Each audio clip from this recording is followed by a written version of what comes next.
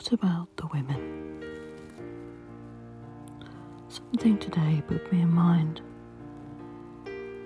of a character we all have heard all over the world of so much, with much speculation as to who this character was, who committed these foul deeds. That person was Jack the Ripper. He murdered in London, as we know. Coming from that area myself, one has obviously been fascinated to try and visit all the places when one is pottering around London pre-COVID. Some places are now no longer there where the bodies were found in streets of these women. But you can sort of go to the areas still, just to get a feel maybe. One of the things that's never really discussed properly is the untold lives of these women that were killed by Jack the Ripper.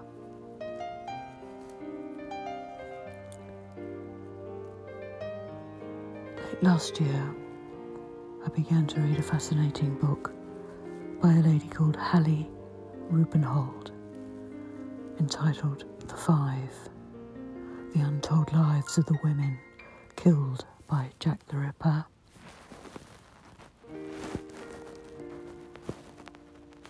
She has an incredible pedigree, if you like, in social history, and her expertise lies in revealing stories of previously unknown women and episodes in history.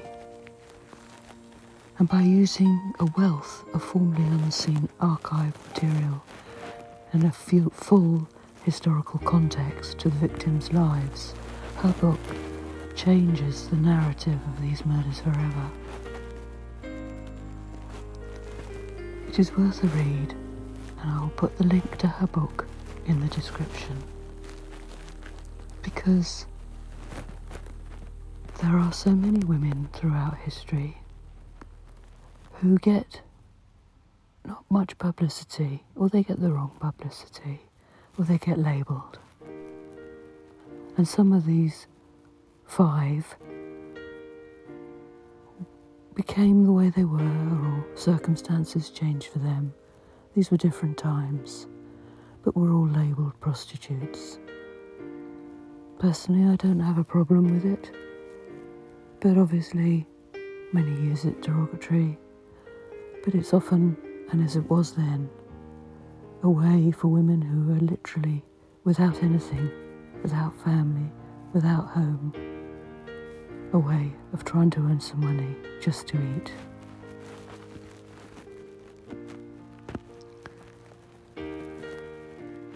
So I would recommend this book. The names of the women, Polly, Annie, Elizabeth, Catherine and Mary Jane, are famous for the same things, even though they were never met. They came from Fleet Street, Knightsbridge, Wolverhampton, Sweden and Wales. They wrote ballads, ran coffee houses, lived on country estates. They breathed ink dust from printing presses and escaped people traffickers.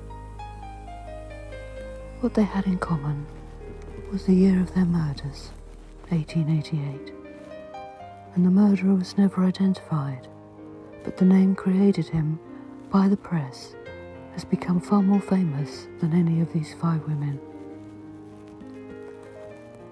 So what Hallie Rubenhold has done in her book is to try to finally set the record straight and give these women back their stories. You have to remember, these people were human beings trying to survive, as I say.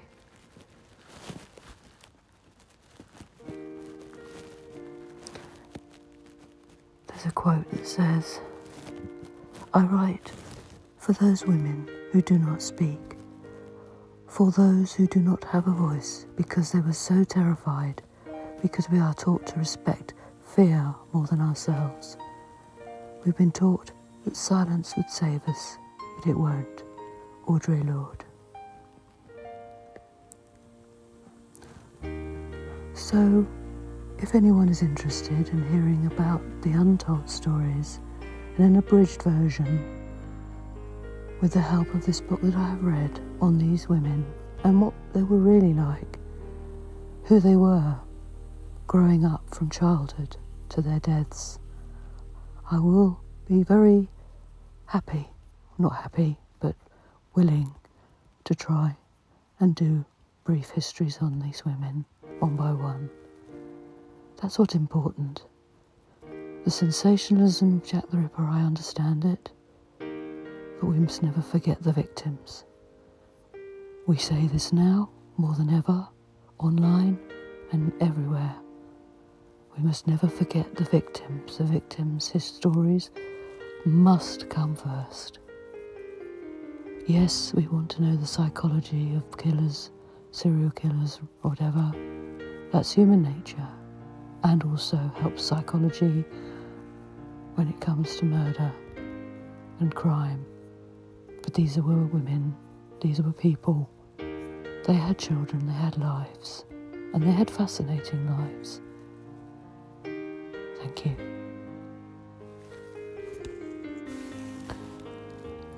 Just one thing for the record. Their full names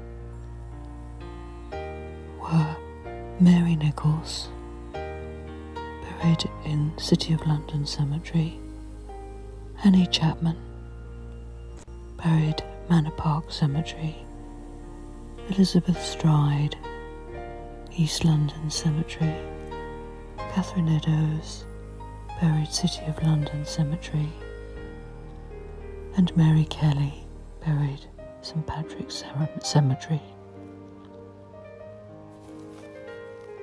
Those are their full names, as we know them now. Thank you. And you will see from the photographs I have put up of their graves, people still leave flowers for them to this very day, because they were, as I say, real people, real lives with a tragic end.